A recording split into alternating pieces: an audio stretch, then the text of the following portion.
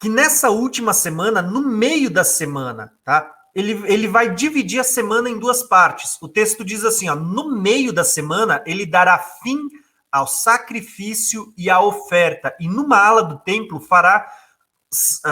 será colocado o sacrilégio terrível. Eu quero dar ênfase aqui à pergunta de uma irmã, tá?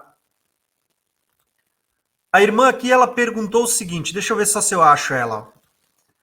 Tiago, então o chifre pequeno fará com os 10 reis, né? Fará essa aliança com os 10 reis na metade da semana, essa aliança será quebrada com esses reis? Bom, irmã, o que eu quero destacar aqui que é interessante? Muita gente entende que a aliança será quebrada por causa daquela ideia de que o anticristo faria uma aliança com Israel e na metade da semana ele quebraria essa aliança com Israel e começaria a perseguir o povo judeu, tá? É daí que vem a ideia de uma aliança feita no início da semana e quebrada no meio da semana.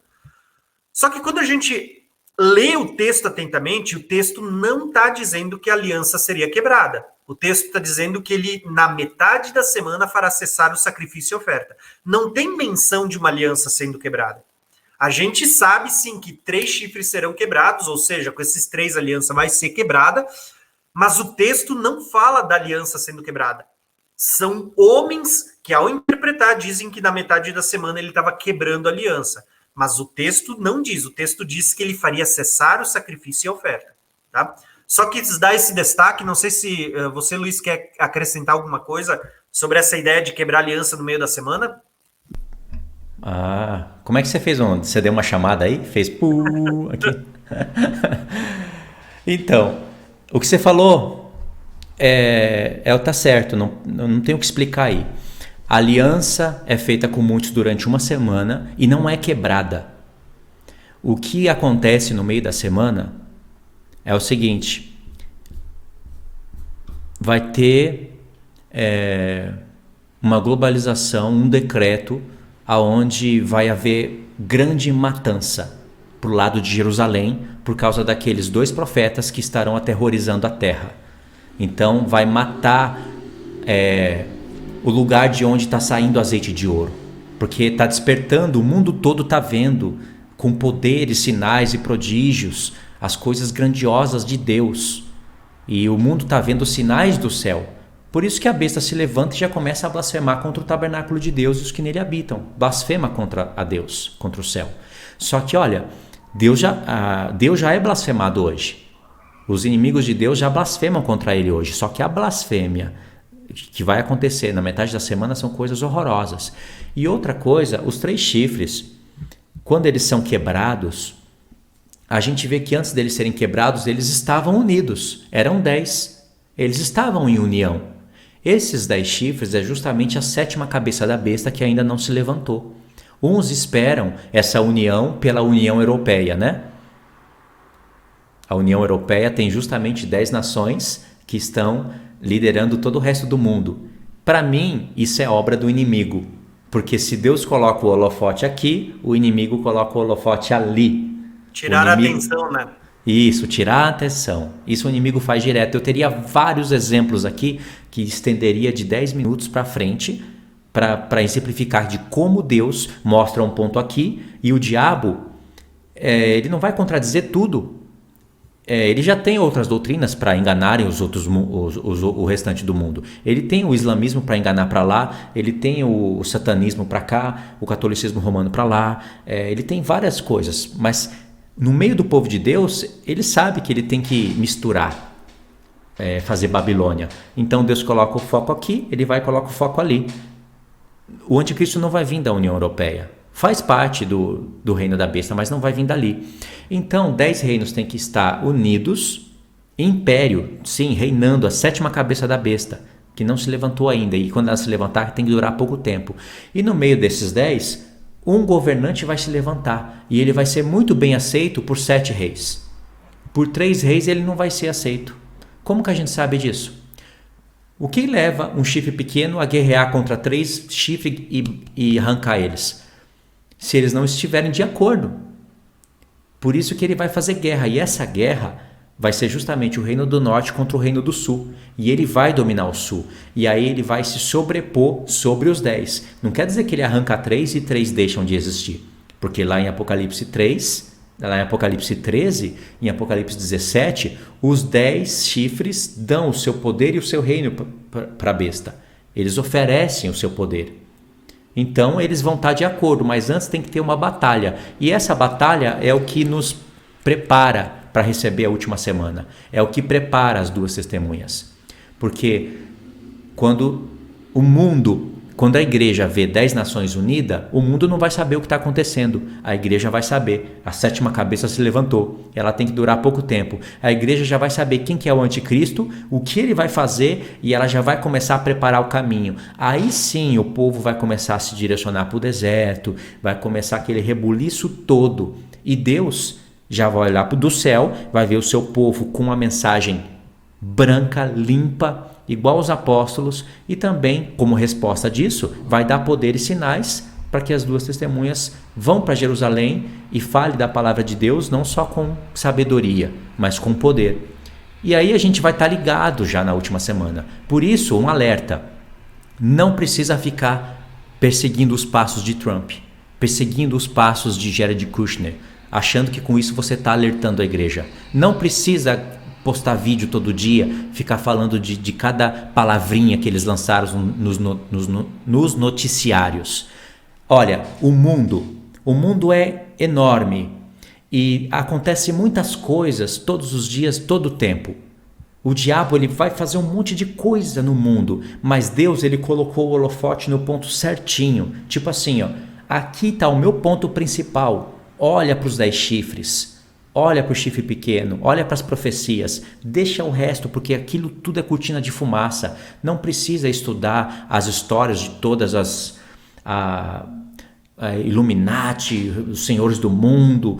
Tudo isso é para distrair e fazer a gente perder tempo. Deus colocou o holofote ali. O que estava no coração de Deus? 10 chifres. Vamos então olhar para os 10 chifres. A gente sabe que tem que olhar um pouquinho para a geopolítica. Mas não precisa ficar investigando, porque enquanto não tiver 10 reinos unidos, não interessa. Deixa os noticiários. Vamos ficar ligado ali nos profetas. Quando eles se unirem, aí vamos ficar um pouquinho mais atento nas coisas. Porque se não tiver profecias, você se perde. Então, aliança feita com muitos durante uma semana, ou seja, a aliança foi feita, então já teve guerra. Já teve ali aqueles 3 chifres quebrados, né? E depois, na metade da semana, ele vai fazer o que está designado para ele fazer.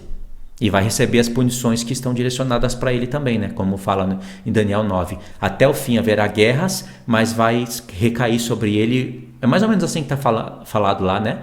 Vai cair sobre ele o castigo que está determinado. É assim? É isso aí. Sabe que a minha esposa me perguntou ontem, né? Ontem. Quando a gente estava voltando de viagem, ela me perguntou assim: Thiago, qual que é o sinal, né, que vai dar início à última semana? Poxa, tem vários acontecimentos ali, tem toque de trombeta, tem muitos sinais. Mas um dos sinais ali que eu vejo que também ele vai mostrar para a gente na geopolítica é justamente, né, a gente vê essa formação dessa aliança e a gente vê 3 caindo. E dentre esses 3, nós vamos ver que isso inclui guerra entre o norte e o sul, que fala de Egito. Tá? Eu creio que o início da semana, um dos sinais é justamente isso, quando a gente vê na geopolítica uma aliança que estava feita ali e um deles sendo três sendo quebrado, dentre eles tem que ter o Egito, tá? E quem se levantar no meio disso aí com o que sobrar, poxa, esse cara aí é o cara. Né? Eu vejo esse sinal, tá? E me veio isso enquanto eu estava conversando com a minha esposa na pergunta que ela me fez. Eu acho que isso é interessante a gente ficar ligado, tá? Irmão, se você está numa corrida com alguém, você sabe que esse cara não vai desistir. O cara vai continuar correndo e ele vai te passar. O que você faz com ele? Você quer atrasar ele. Você tem que atrasar o cara. Ele não vai desistir. O diabo sabe disso. Ele sabe que tem muitas pessoas que não vão desistir de Cristo. Embora ele queira isso, né? Mas o que ele pode fazer para atrasar, ele faz. Ele quer atrasar o povo de Deus. É claro que ele quer a apostasia, mas se ele não consegue fazer isso, então que ele atrase, que ele mude o foco, que ele, sabe, que ele tire a nossa visão da palavra. E ele faz isso através da geopolítica também. Quer você goste ou não, o diabo usa a geopolítica para atrasar o povo de Deus. É verdade. Não é porque não estou dizendo que quem fala da palavra de Deus através do ângulo da geopolítica está sendo usado pelo diabo. Eu estou dizendo que o diabo que coloca aquelas peças lá na geopolítica, sabendo da intenção do coração da pessoa.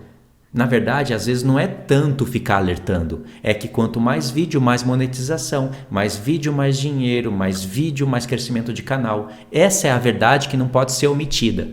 Por isso esse tanto de volume de material. Tem gente que fica esperando todo dia nos noticiários alguma catástrofe, já para colocar o nome da catástrofe no título do vídeo, a capinha com o negócio da catástrofe, sabe? O Trump assim, ó.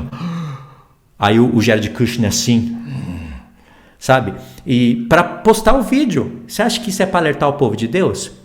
Isso é dinheiro, é trabalho, irmãos. Quando você quer alertar o povo de Deus, você fala, vamos em Daniel, vamos em Apocalipse, vamos em Obadias, vamos em Naum, e se dedica dia após dia para ensinar a profecia para o povo de Deus. É isso aí. Olha só, eu vou puxar aqui o próximo slide, só para a gente dar continuidade, tá? O texto diz assim, ó. Então, entendendo que a gente está falando ali sobre o meio da semana, a próxima questão a ser levantada aqui é a seguinte, ó.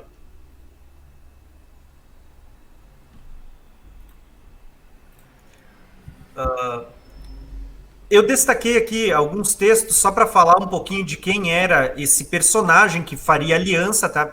Então eu destaquei aqui Daniel 8, que fala do chifre pequeno. Mas por quê?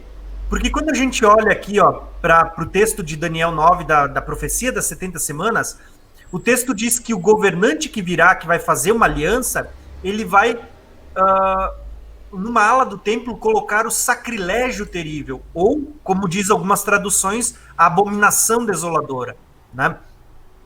E quando a gente vai ler Daniel 8, ele vai falar que quem vai colocar, vai fazer esse sacrilégio, né, por essa abominação, é justamente o chifre pequeno. Então, o governante que virá é o chifre pequeno. O texto diz assim, ó, que de um deles saiu um chifre que começou pequeno, mas cresceu em poder em direção do sul, ó, que o Egito, né, do leste da terra magnífica, fala de Jerusalém, cresceu até alcançar o exército dos céus, o que o Luiz citou primeiro, né, e atirou na terra alguns componentes do exército das estrelas e os pisoteou. Tanto cresceu que chegou até a desafiar o príncipe do exército, fala de Cristo, né? Suprimiu o sacrifício diário oferecido ao príncipe, tá? Nós daqui a pouco vamos falar sobre o que é esse sacrifício, tá? E o local do santuário foi destruído, tá? Por causa da rebelião. Os exércitos dos santos e o sacrifício diário foram dados ao chifre pequeno, tá? Além desse texto, eu coloquei Daniel 11, porque vai dizer assim, ó, suas forças armadas se levantarão para profanar a fortaleza e o templo. Aqui já vai começar a falar do que é esse sacrilégio, esse sacrilégio terrível, essa abominação desoladora. Fala das forças armadas profanando a fortaleza e o templo. Acabarão com o sacrifício diário e colocarão o sacrilégio terrível, tá? Então ele diz assim, ó, com lisonjas corromperá aqueles que tiverem violado a aliança e tudo mais, tá? Então ele está falando de novo aqui, ó, de forças armadas, está falando do chifre pequeno, está falando do sacrilégio terrível e do cessar do sacrifício e oferta.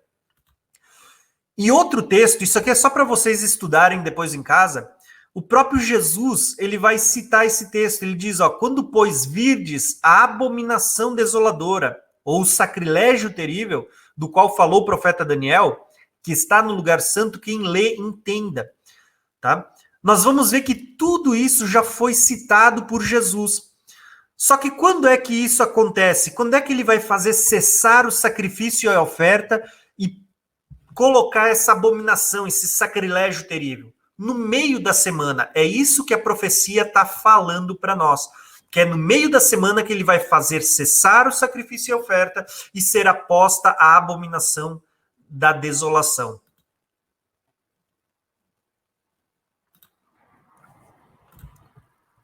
Isso aí. Agora, aqui entre algumas perguntas que eu deixei para o final e eu já vi alguns irmãos fazendo e eu perdi a pergunta. Eu queria trazer ela aqui, eu perdi ela, mas mesmo assim eu vou fazer essa pergunta, tá? Deixa eu só dar um minutinho, deixa eu ver se eu acho. Tá. Algumas perguntas que eu vou fazer para o Luiz e depois eu também vou comentar. Tá? Luiz, olha só. Eu acho que essa talvez é a pergunta que não quer calar. Tem muita gente que diz que vai ser reconstruído um templo em Jerusalém e que o sacrifício e a oferta que vão cessar no meio da semana é o sacrifício de animais, porque vai voltar a ser feito sacrifícios de animais quando voltar a ser reconstruído o templo. Tá? A pergunta que eu vou te fazer, e eu sei que muitos irmãos já se perguntaram e ainda assim muitas vezes se perguntam acerca disso, tá?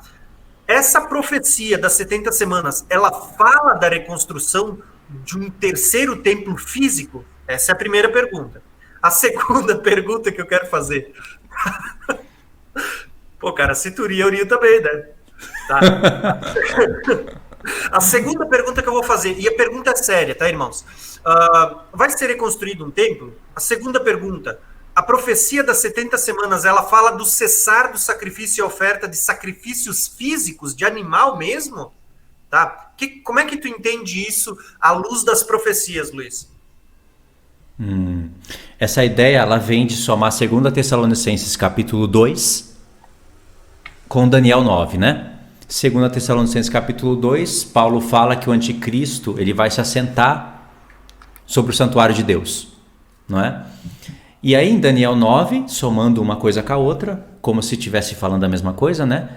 Fala que vai fazer cessar o sacrifício contínuo, né? Então, eles interpretam assim, tá mais ou menos assim na mente deles. O anticristo vem, faz uma aliança com Israel durante uma semana, aí ele vai e remove aquela cúpula lá do islamismo, como é que chama mesmo? O domo, né? Ele remove aquilo e o templo vai ser construído lá. É uma aliança que o anticristo faz com Israel e o Israel aceita ele por isso. Mas na metade da semana, o anticristo rasga o seu contrato e agora ele quer matar os judeus, quebra a sua aliança, vai matar os judeus e vai fazer parar o sacrifício que estava sendo feito no templo, que ele mesmo permitiu que fosse construído. E aí, supostamente, o apóstolo Paulo estava descrevendo isso em 2 Tessalonicenses capítulo 2. Aonde que está o erro dessas coisas? Em 2 Tessalonicenses capítulo 2, o apóstolo Paulo está mandando setas direto para Daniel 8. Em Daniel 8, está falando de uma profecia, olha como é complicado. Em Daniel 8, está falando de uma profecia que é lá do tempo da Grécia, que aconteceu em tipologias, mas que na realidade dos fatos, já que a gente lê Daniel 8 e não para, 9, 10, 11, 12, a gente sabe que aquele santuário de Deus, assim como aquele que deu início no início das 70 semanas, ele vai falar do povo de Deus. Tanto é que o apóstolo Paulo fala que nós somos o santuário de Deus. E as ofertas e essas coisas que são oferecidas somos nós. Então, Paulo sabe que o santuário de Deus é o homem e que nós fazemos as ofertas ao Senhor e que o diabo está a fim de fazer parar isso. Essa é a interpretação. Quando o apóstolo Paulo fala que o diabo se assenta no santuário de Deus, ele está falando de um ser que quer ir contra o homem e quer tirar do homem aquilo que é santo. A prova disso é que ele mata as duas testemunhas. As duas testemunhas, se você interpretar que são dois profetas literais, ainda que seja, eles são chamados de profetas que mandam azeite de ouro. E se o diabo mata eles, você sabe o que é azeite de ouro? Você sabe o que é oliveira, né? Você sabe que que os salmos convertem as coisas da antiga aliança em obras da nova. Pedro fala que nós somos casa espiritual de Deus para oferecer sacrifícios espirituais a Deus e etc. Então, se você interpreta que as duas testemunhas são dois profetas literais, ainda que isso esteja errado, mesmo assim é válido no que eu estou falando. Se o anticristo mata esses dois profetas, ele está fazendo parar de verter azeite de ouro. Ele está tirando de Deus algo que é considerado muito santo. É azeite ainda dourado. Então aí está acontecendo o cessar do sacrifício contínuo. Porque o azeite de ouro entra para a sete menorá. E a menorá, junto com o altar de ouro, que na verdade é a nossa mente, nosso corpo, é da onde sai incenso. Ou seja, está fazendo parar o sacrifício contínuo. Essa é a interpretação que está na mente do apóstolo Paulo. Olha só para as cartas dele. Então, olha só.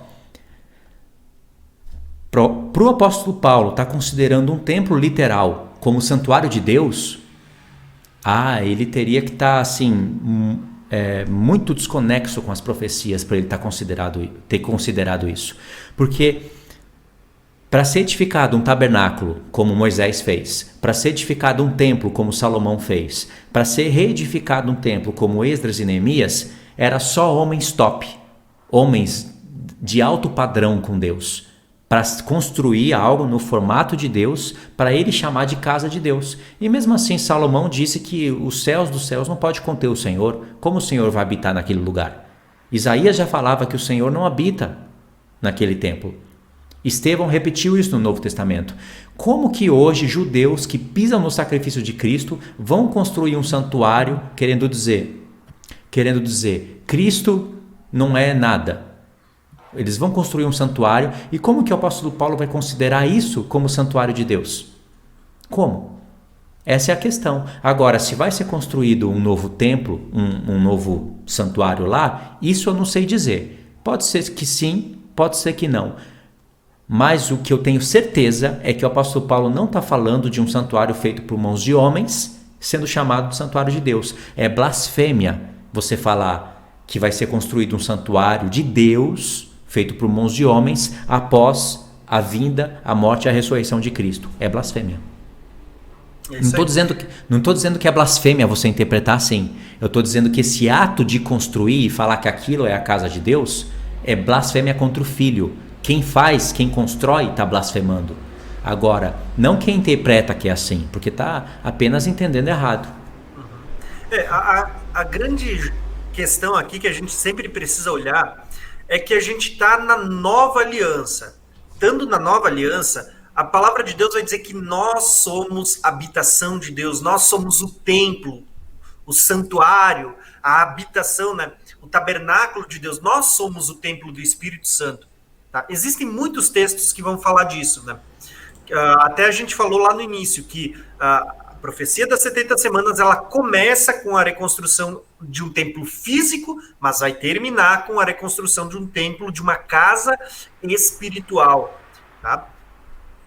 Só que a questão é justamente essa. Muitas pessoas vão dizer que não, a igreja foi arrebatada e Deus vai voltar a trabalhar com o judeu, com o povo de Israel. Fala de dispensações, né? Poxa, olha o retrocesso do negócio, porque Deus está abandonando uma nova aliança que é superior e tem superiores promessas para decair, para voltar para uma aliança antiga, que era a sombra. Deus está abandonando a realidade para voltar a trabalhar com a sombra do negócio. Poxa. Essa colocação eu não tinha em mente, hein? É perfeita. Se Deus realmente se Deus tem o desígnio de voltar a trabalhar com Israel e para isso precisa de um templo, ele está fazendo isso daí. Ele está fazendo uma pausa no que é santo, voltando para ter que trabalhar de novo com um negócio que é até incoerente com o próprio filho dele. E aí entra uma questão, né? Porque eu estava pensando, o próprio Paulo, nas cartas dele, ele vai falar sobre aqueles que... acho que é em Hebreus, né? Hebreus 6 e Hebreus 10, ele está falando daquelas pessoas que conheceram a palavra, o dom de Deus, tudo aquilo que conheceram da nova aliança, da graça de Deus, e estão voltando para a velha. Ele diz que é impossível renová-los de novo para o arrependimento. Poxa, irmãos, imagina só que quando a gente diz que vai ser reconstruído um templo e que é esse templo que Deus está levando em consideração, nós estamos dizendo que Deus está voltando para a antiga aliança e está fazendo pouco caso da nova que foi selada com o sangue de Cristo. Não é sangue de animal, é o sangue do próprio Jesus. Então, poxa, isso começa a botar em xeque muitas cartas de Paulo. Tá? A gente ir por esse caminho. Às vezes a gente faz essa interpretação, nem percebe que a gente está pondo em xeque os próprios ensinamentos da graça, os próprios ensinamentos da nova aliança, que são superiores, que são maiores, que não são sombra, que são realidade. Tá? E aí entra tudo aquilo que o Luiz estava falando. Tá? Eu achei a pergunta da irmã. A pergunta da irmã era a seguinte, né? O que era o sacrifício e a oferta, né? O que é esse sacrifício e essa oferta que o anticristo fará cessar na metade da semana? Essa era a pergunta da irmã. Tá? Quando a gente entende, né, que nós estamos falando de um templo espiritual e que é este templo que esse personagem vai profanar, esse chifre pequeno, esse anticristo, esse homem do pecado, esse filho da perdição, é esse templo que ele vai fazer cessar o sacrifício e a oferta, fica mais fácil da gente entender o que é o sacrifício e a oferta. E o próprio Luiz já vinha falando sobre isso, tá? O que é o sacrifício e a oferta? Quando a gente olha um templo espiritual, nós vamos ver sacrifícios e ofertas espirituais. Fala daquilo que sai de lábios puros, fala daquilo que a gente faz em prol do reino, dos frutos que a gente vai oferecer, das primícias que nós vamos entregar a Deus, tá? Tudo isso está conectado com sacrifícios espirituais, está conectado com a figura da menorá, que era acesa de manhã e de tarde, com o incenso no templo que era oferecido tardes e manhã, né, de manhã e de tarde, que era acendido diante do Senhor. E nós vamos ver que o incenso é uma figura que aponta para a oração dos santos, tá? Então, tudo isso está conectado, irmãos. Mas quando a gente olha para o livro do Apocalipse, nós vamos ver ali a figura de um templo. Lá tem a menorá, lá tem o altar do sacrifício, onde debaixo do altar tem aqueles que foram mortos por não negar a Cristo durante o período da grande tribulação. Lá tem todas as figuras de um templo. Se você for olhar ali, fala de um templo espiritual, não fala de um templo físico. Tá? E aqui eu quero destacar o que o Luiz falou. Pode ser, sim, que o povo judeu reconstrua um templo? Pode ser. A gente sabe que eles têm esse intento no coração. Eu não vou deixar isso de lado, dizer que não. Mas a verdade é que a Bíblia não fala sobre a reconstrução de um templo físico. As profecias não anunciam um templo físico. Pelo contrário, eles profetizam um templo espiritual. Pode acrescentar um texto aqui, irmão? Claro que sim. Olha só. Uma passagem rápida. Em 1 Timóteo, capítulo 2, está aqui, estou frisando para os irmãos. Olha o que o apóstolo Paulo fala para a igreja, que coisa bonita. Quero, portanto, que os varões orem em todo lugar e levantando mãos santas, sem ira e sem animosidade. Olha o desejo do apóstolo Paulo. Da onde ele tirou isso? Por que ele quer que os varões em todo lugar orem e levantem mãos santas? Porque o apóstolo Paulo, ele é um sacerdote. Se você for lá em Romanos 15, isso vai estar escondido dentro do grego, não tem no português. Ele vai falar que ele está sacerdotando as ofertas dos gentios pelo Espírito Santo. Mas a palavra sacerdotando, parece que o tradutor não tinha como colocar ela para a gente. Então o tradutor colocou uma outra palavra simplificada, mas a mesma palavra que está lá, hierorguntos, que é a palavra que usa para sacerdote, é o que o apóstolo Paulo diz que estava fazendo em Romanos. E olha que ele está muito preocupado em Romanos de falar de obras da lei, não é? Debaixo da lei, de falar da fé, da justificação pela fé e não pelas obras da lei. E ele lá em Romanos 15, ele fala que ele estava sacerdotando. Em Timóteo ele fala: eu quero que os homens em todos os lugares levantem mãos santas e orem ao Senhor. Em outras palavras, eu quero que os homens em todos os lugares façam sacrifício da tarde e da manhã. E sacrifício da tarde e da manhã é chamado de sacrifício contínuo. Olha onde eu vou chegar com isso. Em Malaquias 1, o Senhor está repreendendo Israel porque Israel desprezava as coisas da antiga aliança e eles nem sabiam que isso estava apontando para a nova. Aí Deus fala assim: vocês me desprezam, oferecem pão imundo na minha mesa, falam que é uma canseira todo esse trabalho, mas o meu nome é grande entre os gentios. Em todos os lugares eles oferecem incenso puro. O Senhor estava visualizando o tempo da nova aliança. Agora, sabendo que levantar as mãos e orar ao Senhor em todos os lugares é oferecer incenso puro, e isso só poderia ser feito pelos sacerdotes, nós somos sacerdotes. E sabendo que isso é oferta contínua, o que o diabo vai querer fazer lá no meio da semana? Vai querer fazer o povo parar de mencionar o nome do Senhor em todos os lugares. E ele vai ter um alto poder para isso, porque o próprio diabo vai dar o trono para a besta. Por isso que vai haver grande perseguição. Não vai ser só ali na Coreia do Norte, num pedacinho da Turquia, num pedacinho ali da China, lá na Colômbia, em alguns lugares. Tem mais. Quais são os países que têm essas perseguições? Não vai ser só esses lugares. Vai ser geral. Entendeu? Uhum. Era isso daí, irmão. Tá. Eu estava lendo aqui uma pergunta, na verdade. Tem aqui, se Apocalipse 11 são mortas as duas testemunhas nos 1260 dias, quem passa por perseguição nos 3 tempos e meio da última metade das 70 semanas? Tá?